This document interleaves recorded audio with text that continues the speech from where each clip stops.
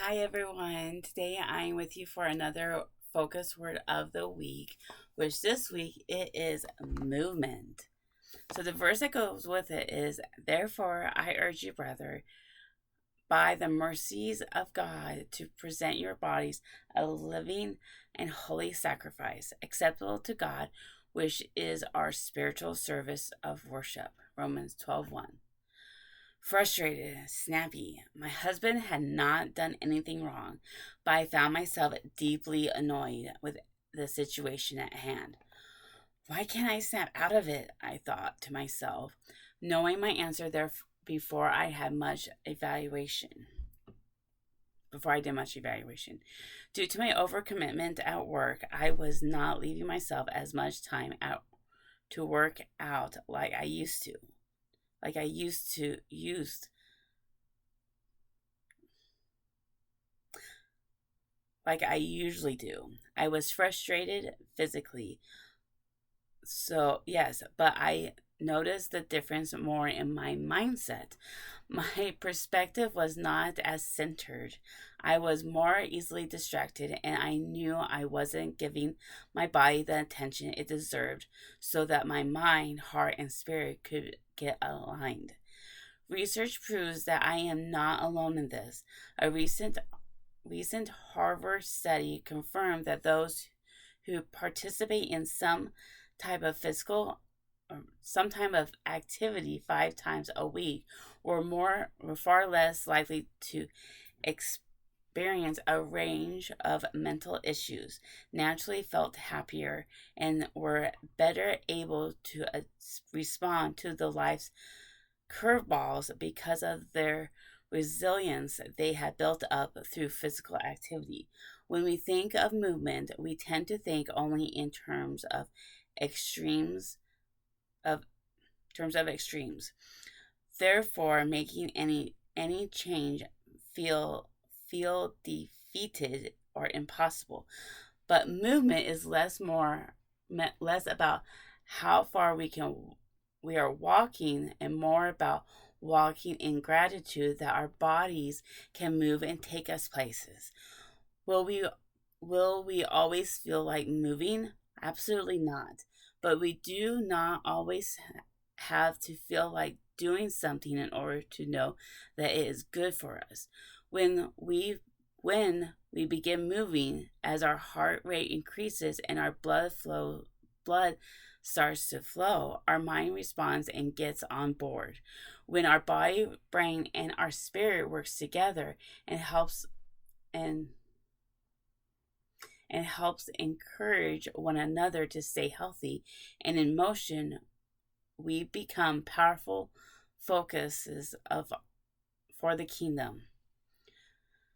When we want to crawl into a hole and avoid the hurdle in front of us, we can choose to walk outside, feel the sun rays on our face, and allow what we visibly see to establish greater trust in what we cannot see. Movement gets our blood flowing so that our mind can better handle the reality of our situation while letting the reality of heaven be our guide. It requires us to preserve when we come up against movements that we deem too difficult or we want to physically stop.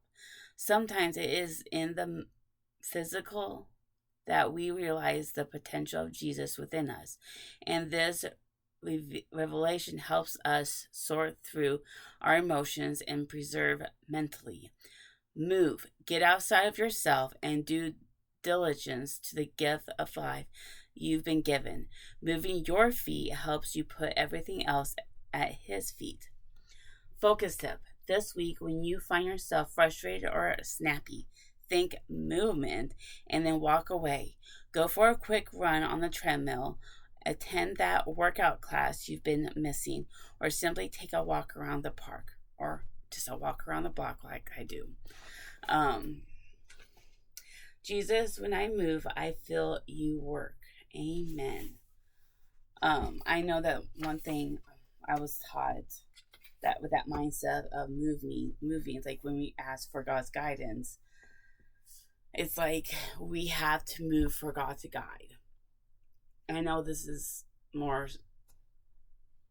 non-physical, but it's kind of the same guidance of make God can only make a difference while we're in motion. It's like when we're driving, it is really hard. Like, okay, when you're in the car and we want to go, like we're facing north and we're wanting to go east, for example, just example.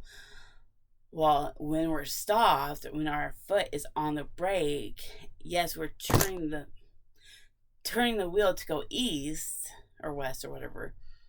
I guess if we're facing north and going, we have to west will be on the right. But anyways, doesn't matter. Uh, what I guess west will be, yeah, west will be on our left. East will be on our right. Anyways, so if we want to go east and we're turning our wheel to the right to go east, but we're not going where. Yes, the wheels are turned, but we're still facing north because our foot is still on the brake. We have to take our foot off the brake and put it on the gas to move forward in order to be able to turn to go east. And that's kind of how where God is. We have to take the brake off, take our foot off the brake, and put it on the gas pedal and to move in order for God to turn us in the direction that we need to be going. And so I think that's kind of with us is just that God can't work in our life if we're being a couch potato. Nothing happens on the couch besides us getting fat and being lazy. Nothing happens. We're going downhill. For God to really for us to be a blessing and for God to work through us, it's work. That means it's in motion. It's active. And so we have to be active for things to happen. So I don't know, that's just, but I know with me, like if I'm wanting to shut off the fat that I have around my waist, in order to do that, like I have to be more active.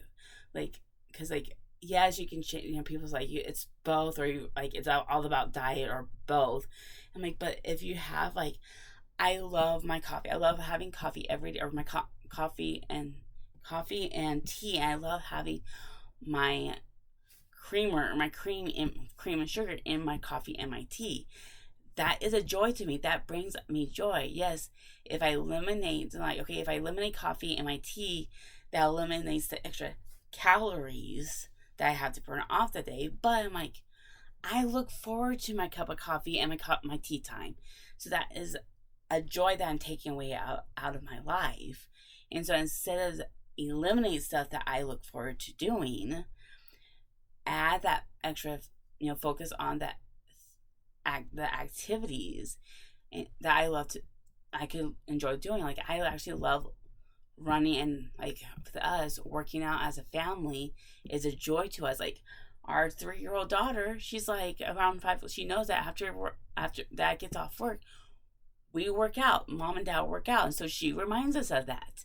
And so because of that, because of trying to get that healthy habit going for ourselves, it's also teaching her about working out daily, that she's aware of it. She reminds us about it. So it's a good accountability on so many points. And so so that's proof that we're being good examples to our daughters. If our daughters are reminding us, work out. I love it. Anyways, so in the journal, movement. Make time to move as you quiet your mind. Make time to move as you quiet your mind. O, optimize your ability to see Jesus through creation. V, view your body as a vessel to experience His grace. E, embark on adventures that activate your faith. M, maximize your journey as you prioritize Jesus. E, energize your spirit as you take steps of faith. N, notice His goodness all around you and within you. T. Thrive as you create a lifestyle of movement that is pleasing to God. Clear the clutter and take the time to really marinate on this. Amen. And remember, I've noticed that with us working out and going for walks, neighbors also notice, and that's actually how I've been able to meet new neighbors that have been moving in, because it's a new community. So we always have new neighbors coming in, I feel like, every month. So good way to meet the neighbors and socialize and share your story of Christ. Be a great witness that way. So thank you for joining us as we talk about movement this week. I want you to create an action plan for how, whether it's after you wake up, say your prayers, read the first of the day, get up, get a glass of water, and go for a quick walk around the block before you do anything else. So that's my tip, my personal tip, getting that started. So I'll see you next week, and remember to live your faith daily.